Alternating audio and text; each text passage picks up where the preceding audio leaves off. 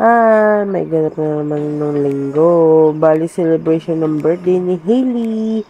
Sa 23 pa, actually yung birthday niya. Pero sinelebrate na nga nung Sunday. Kasi nga, mas may time talaga lahat kapag weekends. Ayun.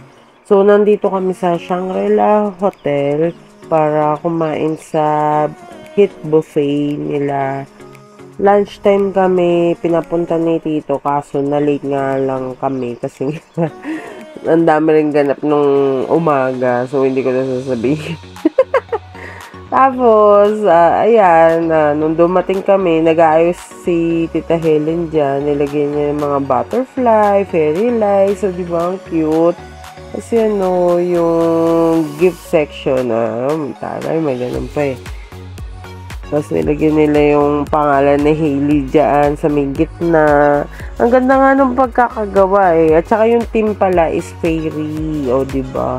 Makikita nyo mamaya yung mga tatlong bulinggit na naka-fairy. O, si Lola. O, sabi na naman yun. Ba't ako binibidyo?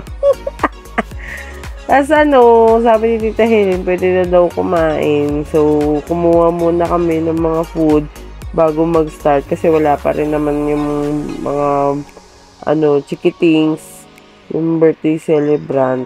Kaya kumuha kami. Tapos, ang daming tao, sobra. Hindi ko na siya na-videohan talaga kasi nga ang dami talagang tao. So, pakinggan na lang natin yung kantahan. Happy birthday to you! Happy birthday to you. Happy birthday, happy birthday, happy birthday to you. Yay! Yay! Ilang beses yan na nagkantahan para kay Hailey. Kasi nga, may pa-surprise pa sa huli after namin kumain. Tapos yan, nagpe-bless siya isa-isa sa mga bisita, ganyan. Actually, puro family lang talaga sa side ni Tita Helen at saka ni Tito. Syempre kami yun. Kami-kami lang. So, family, talaga to. Reunion. Reunion talaga. Bali, si Hailey is 6 years old na. Yay! O, diba? Ating-ate na yan. 6 na eh. O. Ayan si Navy. O, diba? Ang cute nila. Puro mga nakapakpak, naka-gown. O, diba? O, ito po, o. Pa-cute. O. Ang kulit-kulit ng batang yun. O, tapos kakain na rin sila. Habang kami nakarami na dyan. Grabe. Sobrang sulit kasi tong buffet sa desserts. Mas gusto ko ang hit buffet sa desserts talaga. Sobra.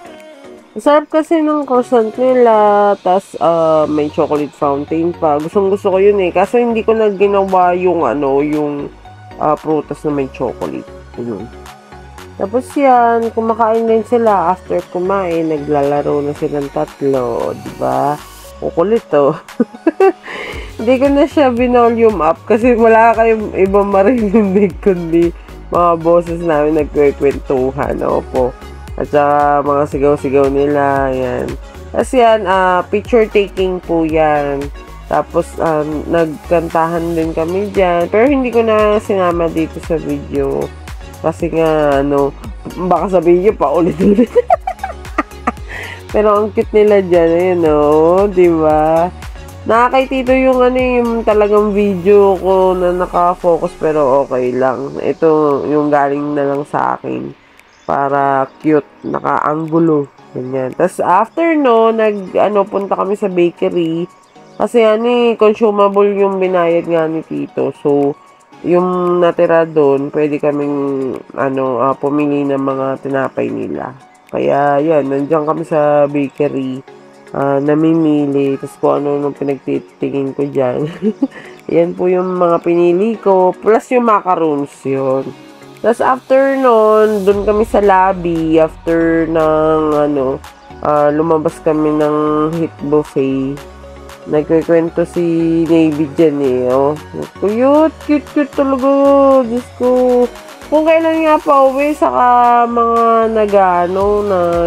ano ba to? Nagkukulitan na. Opo. Ayan, bumalik kami pala sa loob niyan kasi nga nandun pa sila Ninang at saka sila Tita Helen. O, diba? Kasi nung time na yan, gusto kong may picture kami magpipinsan. Ayun, nasa FB ko naman na yun. Kung sino man ang friends ko sa FB. Andun kami, all girls, diba? Antayin nyo, December. Magkakaroon kami ng kasama na doon. Ay, exciting! Ayun, no. Nagkikwentuhan lang, tapos nagkukulitan. Siyempre, sila na yung binibidyoan ko, mga bata. Tapos yan, lahat na kami nandyan.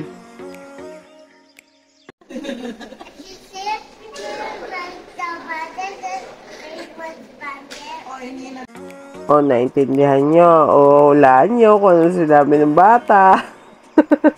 Ang cute-cute talaga. Si Mariel pala nasa dream world niyan, kaya wala talaga siya sa video. Hayaan yun na. Napagod sa kakatakbo kanina. Ayun.